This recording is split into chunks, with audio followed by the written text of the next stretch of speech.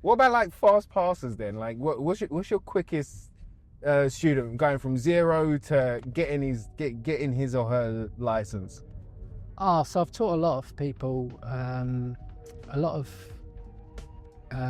lads that used to ride mopeds, motorbikes, that sort of stuff. Yeah. And they would pass their theory test on their 17th birthday. Oh wow. Okay. And from there, I'd have them pass in 2 or 3 weeks. Wow. So some of them would pass in 10, 15 hours.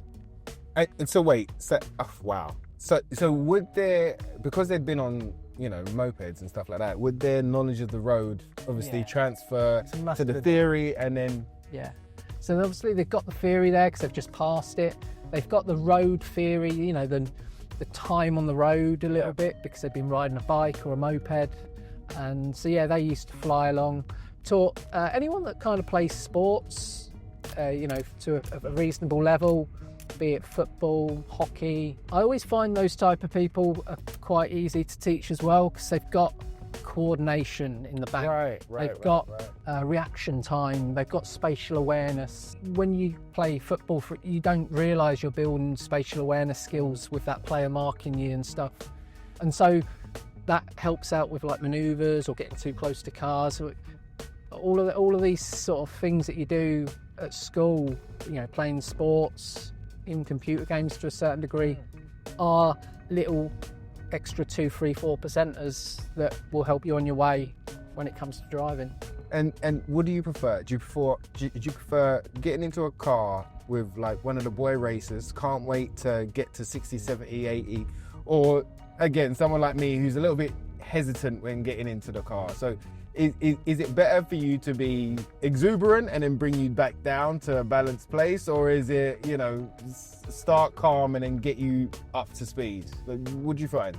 So like anything in life, I guess if you're doing the same thing over and over again, it could get boring. Yeah. So teaching people of all walks of life, and that's the beauty with a job, is you don't get to teach everyone that's brilliant and quick learners. I've taught people far worse than yourself, and a lot harder. Some of them taken years to teach. Wow. Okay. And so obviously you wouldn't want a full diary of, really easy pupils. Well, I wouldn't.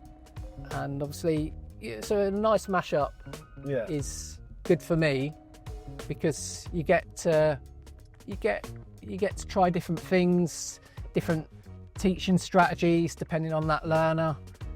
There's certain things that you wouldn't even try with a type of learner that's maybe going to be a little bit slower in their development. Right. And then there's other things, vice versa. So you have to adjust your teaching style depending on who you're teaching. And yeah, so a nice mixed bag's good for me. Okay. Funniest moment ever in a car with a student or an instructor? So I mean that you can say, without somebody not coming around and knocking on your door. Right, yeah. So that's a problem, isn't it? But that's it. They all know where to find you, especially around here. Yeah. I mean, it's not going to crack you up, but a funny, quirky time was I was teaching this Russian lady. She had a Russian license, and the lady just wouldn't stop charging around. Constantly pelting it, constantly going over the speed limit. I was having to try and get her speed down. She could drive all right, but she was just a maniac when it come to her speed. And so her test was coming up, and obviously speed was the biggest issue, and we were working on that loads. And before her test, I'd kind of got her to where I needed her to be. And I said to her, look, all you need to do today is keep an eye on your speed. Everything I've been hammering you for months, just that's your biggest issue. If you're mindful of that, you should have a good test. Anyway, I sat in the back of the test and we got out the test centre, turn right onto this road called Wally Drive, which is a 30, a little bit like this, but she had no traffic at all. Okay. And it's a 30-mile-per-hour road. We just got onto it, and I'm like, oh, fuck, is she going to speed? Please don't speed. Anyway, she'd gone down, it's a massive long 30 mile per hour road, and she was driving in first gear at 5, 6, 7 miles an hour.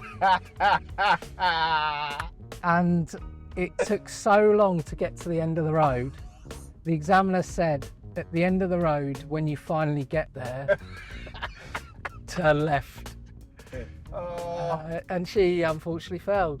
She failed. Drove too slow. Oh. I mean, yeah, so how she went from, I mean, I've never ever seen her do that. All I'd spent all of my teaching life with her was telling her to slow down, and then she goes and does that. Oh my goodness. That was quite funny.